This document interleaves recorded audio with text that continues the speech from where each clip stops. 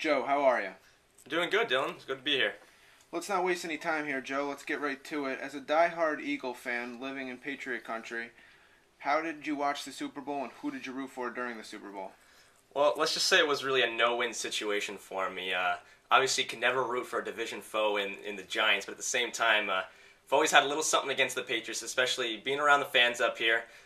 It gets a little tough after a while, and especially since they beat us in the Super Bowl those years back. So I never rooted for anyone to win. Instead, I really was just forced to root for somebody to lose. So I decided that I just couldn't deal with the fans going crazy if the Patriots went up here for who knows how many months after. So went with rooting for the Patriots to lose. Very nice, very nice. I take no pleasure in jabbing this next question at you. As we all know, the self-anointed dream team didn't reach the playoffs. How would you briefly describe being an Eagles fan this past year?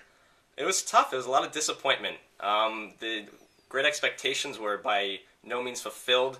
A lot of us were left hanging, us Eagles fans, with the team's performance. And overall, I mean, if I just had to sum it up, it was really, as I would say, disappointing. It was not the season anybody in Philly was expecting. Now, where would you place the blame? I know a lot of people place it on Andy Reid. Some place it on Vince Young's declaration before the season. Are you a guy that's going to place blame somewhere, or are you a win as a team, lose as a team type guy? I got to go with the team. I mean, it doesn't help that Vince Young, our backup quarterback, thought he was all high and mighty in proclaiming the team a winner, and then didn't go out and prove it very much when he actually got his chance to play. But I would really blame it on the team. I think it's hard when you bring in such an infusion of talent, but at the same time, with that shortened offseason, there wasn't a lot of time for the team really to mesh and get put together.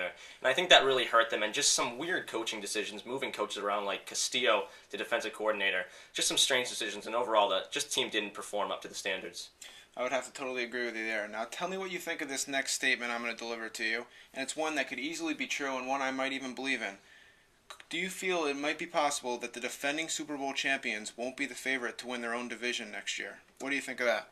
I would agree with that. I mean, the Giants, especially with those injuries they got at tight end. I mean, Ballard and I think it was Beckham was the other tight end's name, both going down with, I think, ACLs or MCLs. That puts them in a tough spot right there. And I think they just got hot at the right time. And when it comes to the NFC East, it's whoever gets hot at the end of the season. The Giants were the one to do it. We saw them do that back in 2007, 2008. I don't think it'll happen 2 years in a row then. I think that the Cowboys and the Eagles both have a good chance. The only team that I wouldn't give much of a fighting chance would probably be the Washington Redskins. Unless Peyton Manning lands there, correct? Absolutely. That's their really one only hope at this point. Is there any particular offseason moves or changes in philosophy that you'd like to see the Eagles make this offseason?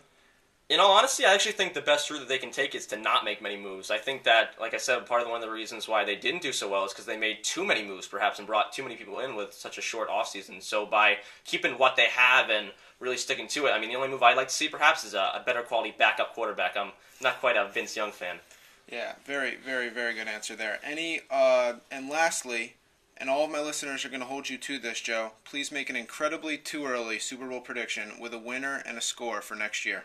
Too early is certainly one word for it. I got to tell you, I can't go with the Eagles. I really can't take anybody from the NFC East, in fact. I'm going to go, I know this sounds bad, but I think the Packers really bounced back. I think they have a lot of motivation after that strong season then just fading so quickly in the playoffs against the Giants. I think they bounce back and win. And I'm going to give Harbaugh, the older one more year with the Ravens. I think they finally break through with Flacco. I thought Flacco played brilliantly in the game, despite his kicker losing it for him at the end there. Yeah. But I'm going to go with Packers, let's say 24, Ravens 17. You heard it here first, folks. Joe Brown, Eagle expert, and I'm Dylan Tully with 104.5 The Team. Aaron Rodgers, a hungry offseason. He's going to deliver a Super Bowl championship to Green Bay again next year. Thanks for tuning in, and a special thank you to Joe Brown. No problem.